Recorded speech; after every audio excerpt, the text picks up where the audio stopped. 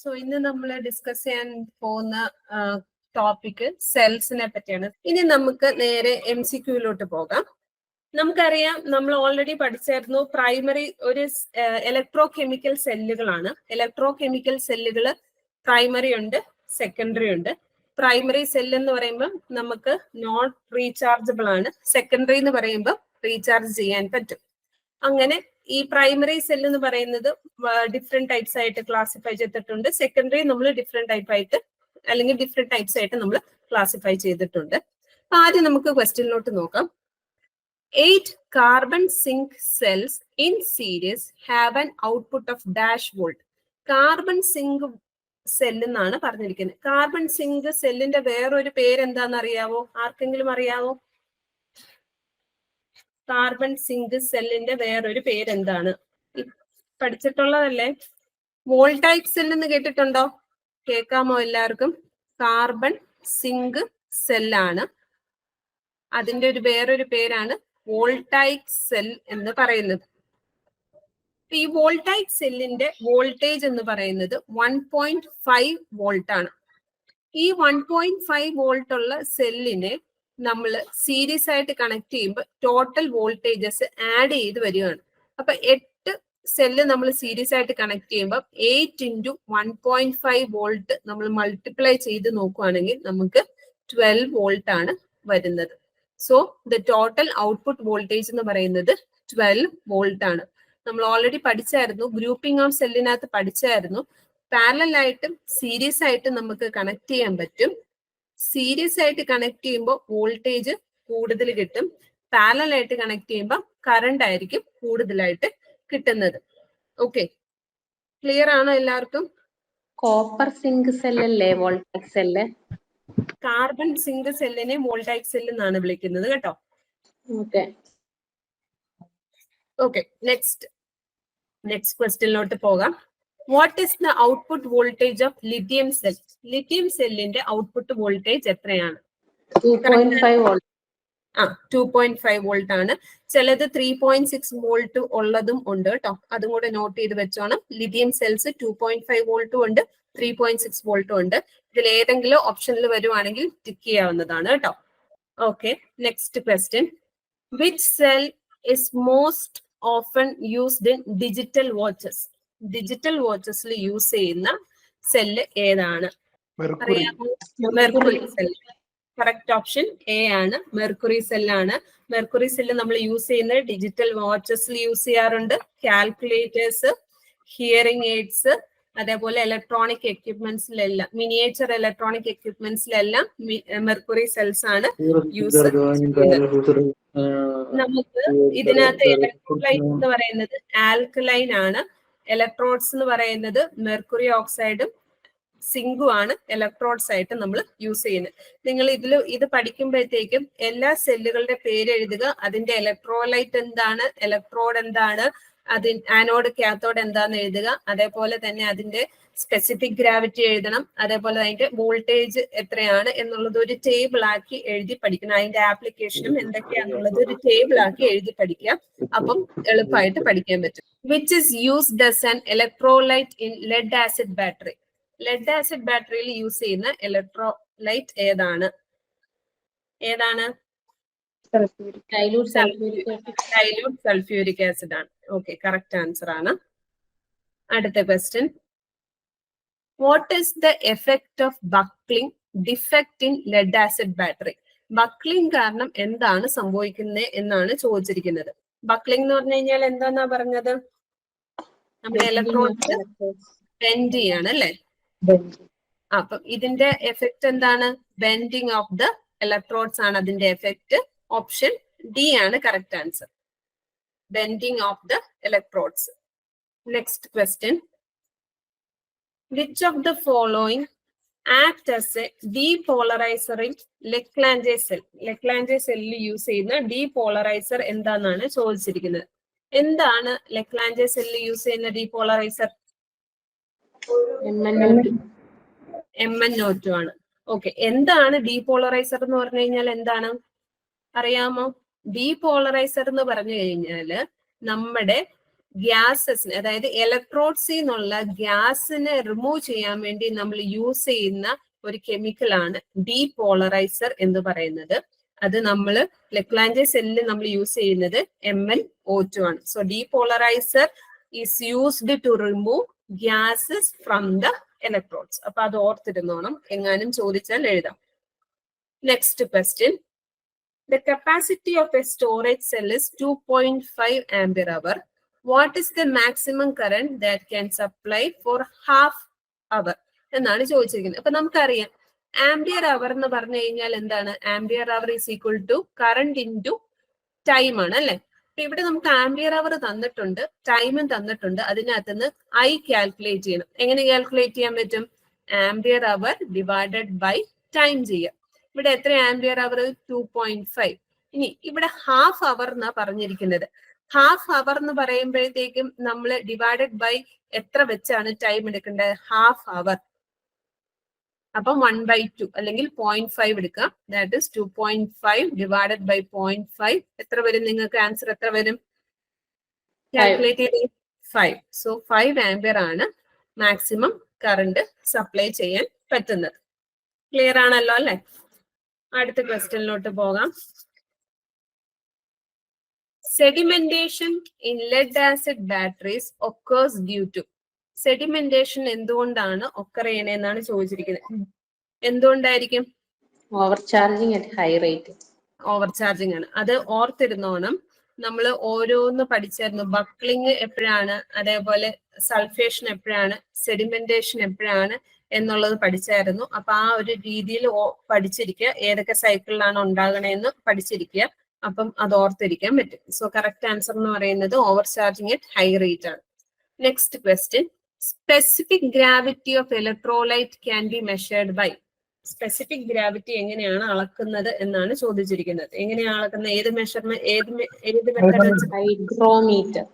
Hydrometer. Correct answer is hydrometer. Specific gravity അളക്കുന്നത് hydrometer വെച്ചിട്ടാണ് നമ്മൾ സ്പെസിഫിക് ഗ്രാവിറ്റി അളക്കുന്നത്. Next question. The positive plate of lead acid battery is made of. Positive plate of lead acid battery എന്ത് വെച്ചാണ് ഉണ്ടാക്കിയിരിക്കുന്നത്? Lead peroxide. Lead peroxide. അത് നിങ്ങൾ പഠിക്കുമ്പോഴത്തേക്ക് പോസിറ്റീവ് ഇലക്ട്രോഡ് എന്നാണ് അല്ലെങ്കിൽ പോസിറ്റീവ് പ്ലേറ്റ് അല്ലെങ്കിൽ നെഗറ്റീവ് പ്ലേറ്റ് ആണ് പഠിച്ചിരിക്കുന്നതെങ്കിൽ കാഥോഡ് ആണോ ആനോഡ് ആണോ എന്ന് നിങ്ങൾ അത് കൂടെ സ്പെസിഫൈ ചെയ്ത് പഠിച്ചോളൂ. ചിലപ്പോൾ നിങ്ങളോട് കാഥോഡ് ചോദിക്കാം അല്ലെങ്കിൽ ആനോഡ് ചോദിക്കാം. അപ്പൊ നിങ്ങൾക്ക് തെറ്റിപ്പോവല്ലോ കേട്ടോ. അപ്പൊ അതുകൊണ്ട് പോസിറ്റീവ് പ്ലേറ്റ് ഏതാണ്, അതേപോലെ നെഗറ്റീവ് പ്ലേറ്റ് ഏതാണെന്ന് കൃത്യമായിട്ട് അറിഞ്ഞിരുന്നോളൂ. So answer is lead peroxide. അങ്ങനെയും ക്വസ്റ്റ്യൻ ചോദിക്കാം. അതുകൊണ്ടാണ് പറഞ്ഞത് കാഥോഡ് ഏതാ ആനോഡ് ഏതാന്ന് കറക്റ്റ് ആയിട്ട് പഠിക്കുക. അടുത്ത question. The mass of a substance liberated or deposited during electrolysis by 1 coulomb of electricity is termed as. എന്താണെന്നറിയാവോ? ഇത് നമ്മുടെ ഫാരഡേസ് ലോസ് ഓഫ് ഇലക്ട്രോളിസിസ് എന്നാണ് നമ്മൾ പറയുന്നത്. ഫാരഡേസ് ലോസ് ഓഫ് ഇലക്ട്രോളിസിസിൽ പഠിച്ചിട്ടുണ്ടാവും. ഫസ്റ്റ് ലോയിൽ പറഞ്ഞിരിക്കുന്നത് ഒരു ഇലക്ട്രോകെമിക്കൽ ഇക്വലന്റ് ആണ് കറക്റ്റ് ആയിട്ടുള്ള answer. First law of electrolysis പറയുന്നത് mass is directly proportional to I into T എന്നാണ്. അതായത് എന്തോരം സബ്സ്റ്റൻസ് ആണോ ഡിപ്പോസിറ്റഡ് ആകുന്ന ഒരു ഇലക്ട്രോണിൽ ഡിപ്പോസിറ്റഡ് ആകുന്നത് അത് എന്തിനെ ഡിപ്പെൻഡ് ചെയ്യുന്നത്? അതിലൂടെ ഫ്ലോ ചെയ്യുന്ന കറണ്ടിനെയും ടൈമിനെയും ഡിപ്പെൻഡ് ചെയ്തിരിക്കും. Or we can write it as M is equal to Z into IT. ഈ Z എന്ന് പറയുന്ന ഒരു കോൺസ്റ്റന്റ് ആണ്. ആ കോൺസ്റ്റന്റിനെ നമ്മൾ വിളിക്കുന്ന പേരാണ് electro chemical equivalent or ECE. EC എന്ന് പറഞ്ഞു കഴിഞ്ഞാൽ അതൊരു കോൺസ്റ്റന്റ് ആണ്. ആ കോൺസ്റ്റന്റ് എന്താണ് പറയുന്നത്? ഒരു കുളംബ് ഓഫ് ചാർജ് പാസ് ചെയ്യുമ്പോഴത്തേക്കും എന്തോരം സബ്സ്റ്റൻസ് ആണോ ഒരു ഇലക്ട്രോഡിൽ ഡിപ്പോസിറ്റ് ആകുന്നത് ആ ഒരു മാസിനെയാണ് നമ്മൾ ECE എന്ന് പറയുന്നത്, അല്ലെങ്കിൽ ഇലക്ട്രോ കെമിക്കൽ ഇക്വലന്റ് എന്ന് പറയുന്നത്. ഇങ്ങനെ വേണമെങ്കിൽ എഴുതാം. M is proportional to Q എന്ന് എഴുതാം. Q എന്ന് പറയുന്നത് ചാർജ് ആണ്. Qന് പകരം നമ്മൾ I into T എന്ന് എഴുതിയെന്ന് മാത്രമേ ഉള്ളൂ. സോ എന്തോരം മാസ് ആണോ ഒരു കുളംബ് ഓഫ് ചാർജ് അല്ലെങ്കിൽ ഇലക്ട്രിസിറ്റി പാസ് ചെയ്യുമ്പോഴത്തേക്കും ഒരു ഇലക്ട്രോഡിൽ ഡെപ്പോസിറ്റ് ആകുന്നത് ആ ഒരു കോൺസ്റ്റന്റിനെ നമ്മൾ വിളിക്കുന്ന പേരാണ് ECE അല്ലെങ്കിൽ ഇലക്ട്രോ കെമിക്കൽ ഇക്വലന്റ്. അതിനെ നമ്മൾ ഇസഡ് വെച്ചിട്ടാണ് റെപ്രസെന്റ് ചെയ്യുന്നത്. ഈ ഇക്വേഷൻ ഓർത്തിരിക്കുക. ഇത് നമ്മൾ ഫാരഡേസ് ഫസ്റ്റ് ലോ ഓഫ് ഇലക്ട്രോളിസിസിൽ നിന്നാണ് നമ്മൾ ഇത് കണ്ടുപിടിച്ചിരിക്കുന്നത്. Faraday's law of electrolysis first ലോയിൽ നിന്നാണ് ഇത് വന്നിരിക്കുന്നത്. ഒന്ന് നോട്ട് ചെയ്ത് വെച്ചോണേ. ഓക്കെ, അടുത്ത ക്വസ്റ്റ്യനിലോട്ട് പോകാം. Which of the following statement are correct about dry cell? Dry സെല്ലിനെ പറ്റി ഏതൊക്കെ കാര്യങ്ങളാണ് ശരിയായിട്ടുള്ളത് എന്നാണ് ചോദിച്ചിരിക്കുന്നത്. കറക്റ്റ് ആൻസർ ആർക്കെങ്കിലും പറയാമോ? The chemical reaction between electrodes and electrolyte produces a voltage. ഇലക്ട്രോഡും ഇലക്ട്രോലൈറ്റും തമ്മിലുള്ള ഏതാണ്? 1 and 2A. A ആണ് കറക്റ്റ് ആൻസർ. 1 ഉം 2 ആണ് കറക്റ്റ് ആയിട്ടുള്ള answer. The dry cells must not be always operated in upright position. അതിൽ ഈ 1 ഉം 2 ഉം മാത്രമേ കറക്റ്റ് ആയിട്ടുള്ളത്. ഇവിടെ ഒരു എസ്കേപ്പ് ഗ്യാസ് വെന്റ് ഒന്നും നമ്മൾ ജനറേറ്റ് ചെയ്യുന്നൊന്നുമില്ല. സോ A ആണ് കറക്റ്റ് ഓപ്ഷൻ എന്ന് പറയുന്നത്. Next question.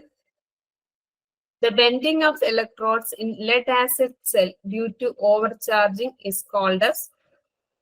നമ്മളിപ്പോ പഠിച്ചതാണ്. ബെൻഡിങ്ങിന് എന്താണ് റീസൺ? ഓവർ ചാർജിങ് ഉണ്ടാവുന്നു. ഓവർ ചാർജിങ് ഉണ്ടാവുമ്പം ബെൻഡിങ് ഉണ്ടാവും. ബെൻഡിങ് ഉണ്ടാവുമ്പം ആ ഒരു എഫക്റ്റിനെ നമ്മൾ വിളിക്കുന്ന പേരാണ് ബക്ലിംഗ്. കറക്റ്റ് ഓപ്ഷൻ D ആണ്, ബക്ലിംഗ്. അടുത്ത question. Which of the following cell in which the chemical reaction that occurs during discharge is not reversed? അത് എന്ത് ടൈപ്പ് സെല്ലായിരിക്കും? പ്രൈമറി സെല്ലാണോ സെക്കൻഡറി സെല്ലാണോ? പ്രൈമറി സെല്ലായിരിക്കും. അതായത് നോൺ റീചാർജബിൾ ആണ്. അതായത് ഡിസ്ചാർജിങ്ങിൽ ഉണ്ടാകുന്ന കെമിക്കൽ റിയാക്ഷനെ റിവേഴ്സ് ചെയ്യാൻ പറ്റുന്നില്ലെന്നുണ്ടെങ്കിൽ അത് നോൺ റീചാർജബിൾ ആണ്. അത് പ്രൈമറി സെല്ലുകളാണ്. അപ്പൊ ഇതിനകത്ത് ഏതായിരിക്കും പ്രൈമറി സെൽ എന്ന് പറയണം? Lead acid cell, carbon zinc cell. Lead acid സെല്ലും നിക്കലൈൻ സെല്ലും എന്ത് സെല്ലുകളാണ്? സെക്കൻഡറി സെല്ലുകളാണ് അല്ലെ? അപ്പം correct answer option C, carbon zinc cell. Primary സെല്ലാന്ന് ഓർത്തിരിക്കുക. അടുത്ത ക്വസ്റ്റ്യൻ. ഇത് നമ്മുടെ ഗ്രൂപ്പിങ്ങിനകത്താണ്. പാരലൽ സീരീസ് കോമ്പിനേഷൻ വരുന്നതിന്റെ ബേസ് ചെയ്തിട്ടുള്ള ഒരു ക്വസ്റ്റ്യൻ ആണ്. ഇത് നിങ്ങളൊന്ന് സോൾവ് ചെയ്യാൻ പറ്റുമെന്നൊന്ന് നോക്കുക. A battery operated electric bike requires 48 volt 100 Ah battery pack. The cell rated 1.2 volt 2 ampere hour is available. Choose a suitable combination from the following. അതായത് നമുക്കുള്ളത് 1.2 വോൾട്ടും 2 ആംപിയർ അവർ ഉള്ള ഒരു സെല്ലാണ് നമുക്ക് ഉള്ളത്. അതിൽ നിന്ന് നമുക്ക് ഉണ്ടാക്കി എടുക്കേണ്ടത് 48 വോൾട്ടും 100 AH ഉള്ള ഒരു ബാറ്ററി പാക്ക് ഉണ്ടാക്കി എടുക്കണമെങ്കിൽ എത്ര സെല്ല് പാരലൽ ആയിട്ട് കണക്ട് ചെയ്യണം, എത്ര സെല്ല് സീരീസ് ആയിട്ട് കണക്ട് ചെയ്യണം എന്നുള്ളതാണ് ക്വസ്റ്റ്യൻ ചോദിച്ചിരിക്കുന്നത്. എത്ര എണ്ണം ആയിരിക്കും? ഒന്ന് പറയാൻ പറ്റുമോ? കാൽക്കുലേഷൻ ഉണ്ട്, ഒന്ന് ചെയ്ത്. കാൽക്കുലേഷൻ വെച്ചാൽ സിമ്പിൾ കാൽക്കുലേഷൻ ആണ്. വോൾട്ടേജ് കണ്ടുപിടിക്കണമെങ്കിൽ അല്ലെങ്കിൽ വോൾട്ടേജ് കൂടുതൽ കിട്ടണമെങ്കിൽ സീരീസ് ആയിട്ട് കണക്ട് ചെയ്യണം. കറണ്ട് കൂടുതൽ കിട്ടണമെങ്കിൽ പാരലൽ ആയിട്ട് കണക്ട് ചെയ്യണം. അപ്പൊ അത് വെച്ചിട്ട് വേണമെങ്കിൽ ഇത് ചെയ്യാം. ബി ആണോ? യെസ്, ബി ആണ് കറക്റ്റ് ആൻസർ. എങ്ങനെയാണെന്ന് പറയാം. നമുക്ക് എത്ര ബാറ്ററീസ് സീരീസ് ആയിട്ട് കണക്ട് ചെയ്യണം എന്നുള്ളത് വോൾട്ടേജ് കാൽക്കുലേഷനിൽ നിന്നാണ് നമ്മൾ കണ്ടുപിടിക്കുന്നത്. Number of cells to be connected in series എന്ന് പറയുന്നത് വോൾട്ടേജ് റേറ്റിംഗിൽ നിന്നാണ് കണ്ടുപിടിക്കുന്നത്. അതായത് എത്രയാണ് ടോട്ടൽ വോൾട്ടേജ് റിക്വയർഡ് വോൾട്ടേജ് എത്രയാണെന്ന് നോക്കുക. റിക്വയർഡ് വോൾട്ടേജ് എത്രയാണെന്ന് നോക്കുക. ഡിവൈഡഡ് ബൈ ഇൻഡിവിജ്വൽ സെല്ലിന്റെ വോൾട്ടേജ് വെച്ച് ഡിവൈഡ് ചെയ്യും. ഇൻഡിവിജ്വൽ സെൽ വോൾട്ടേജ് വെച്ചിട്ട് ഡിവൈഡ് ചെയ്യണം. അപ്പൊ ഇവിടെ റിക്വയർഡ് ആയിട്ടുള്ള വോൾട്ടേജ് എന്ന് പറയുന്നത് 48 വോൾട്ട് ആണ്. നമുക്കുള്ളത് ഒരു സെല്ലാണ്, അതിന്റെ വോൾട്ടേജ് എന്ന് പറയുന്നത് 1.2 വോൾട്ട് ആണ്. അപ്പൊ അതിൽ നിന്ന് നമുക്ക് കിട്ടുന്നത് 40 ആണ് കിട്ടുന്നത്. 40 സീരീസ് ആയിട്ട് അല്ലെങ്കിൽ 40 സെല്ല് സീരീസ് ആയിട്ട് കണക്ട് ചെയ്താലാണ് ഈ റിക്വയർഡ് വോൾട്ടേജ് കിട്ടത്തുള്ളൂ. പിന്നെ നമുക്ക് തന്നിരിക്കുന്നത് ആംപിയർ അവർ ആണ്. ആംപിയർ അവറിൽ നിന്ന് നമ്മൾ മെയിൻലി കണ്ടുപിടിക്കുന്നത് എത്ര എണ്ണം പാരലൽ ആയിട്ട് കണക്ട് ചെയ്യുന്നു എന്നുള്ളതാണ് കണ്ടുപിടിക്കുന്നത്. ഇപ്പൊ number of cells in parallel കണ്ടുപിടിക്കാനായിട്ട് റിക്വയർഡ് ആയിട്ടുള്ള ആംപിയർ അവർ എത്രയാണെന്ന് നോക്കുക. അതിനെ ഒരു സെല്ലിന്റെ 1 സെല്ലിന്റെ ആംബിയർ അവർ വെച്ചിട്ട് ഡിവൈഡ് ചെയ്യുക. അപ്പൊ നമുക്ക് ഇവിടെ എത്രയാണ് റിക്വയർഡ് ആയിട്ടുള്ളത്? 100 AH ആണ് ആവശ്യമുള്ളത്. നമ്മുടെ കയ്യിലുള്ളത് 2 ആംബിയർ അവർ ആണ്. അപ്പൊ നമുക്ക് കിട്ടുന്നത് 50 പാരലൽ ആണ്. അപ്പൊ നമുക്ക് ഈ 48 വോൾട്ടും 100 ആംബിയർ അവർ വെച്ച് കിട്ടണമെങ്കിൽ 1.2 വോൾട്ടും 2 ആംബിയർ അവർ ഉള്ള ബാറ്ററീസിനെ 50 എണ്ണത്തിന് പാരലൽ ആയിട്ടും പിന്നെ അതില് 40 എണ്ണം സീരീസുമായിട്ട് കണക്ട് ചെയ്താൽ മാത്രമേ നമുക്ക് റിക്വയർഡ് ആയിട്ടുള്ള വോൾട്ടേജും ആംബിയർ അവറും കിട്ടത്തുള്ളൂ. ഇതൊന്ന് ഓർത്തിരിക്കുക. ഓർത്തിരിക്കേണ്ട ഒരു സിമ്പിൾ ടിപ്പ് എന്ന് പറഞ്ഞു കഴിഞ്ഞാൽ ഇത്രയേ ഉള്ളൂ. സീരീസ് കണക്ഷൻ വരുമ്പോഴത്തേക്കും അവിടെ വോൾട്ടേജ് ആണെന്ന് ഓർക്കുക. അപ്പൊ വോൾട്ടേജുകൾ തമ്മിൽ ഡിവൈഡ് ചെയ്യുക. പാരലൽ കണക്ഷൻ വരുമ്പോഴത്തേക്കും കറണ്ട് ആണ്. കറണ്ട് നമുക്ക് തരത്തില്ല, അത് ആംബിയർ അവർ റേറ്റിംഗിലായിരിക്കും തരുന്നത്. അപ്പൊ പാരലലിന് വേണ്ടി ആംബിയർ അവർ ഡിവൈഡ് ചെയ്യുക. ഇങ്ങനെ ഓർത്തിരുന്ന നമ്പർ ഓഫ് റോസ്, അതിൽ എത്ര സെൽസ് ഉണ്ടെന്ന് നമുക്ക് കണ്ടുപിടിക്കാം. ഓക്കെ, ക്ലിയർ ആയെന്ന് ഞാൻ വിചാരിക്കുന്നു.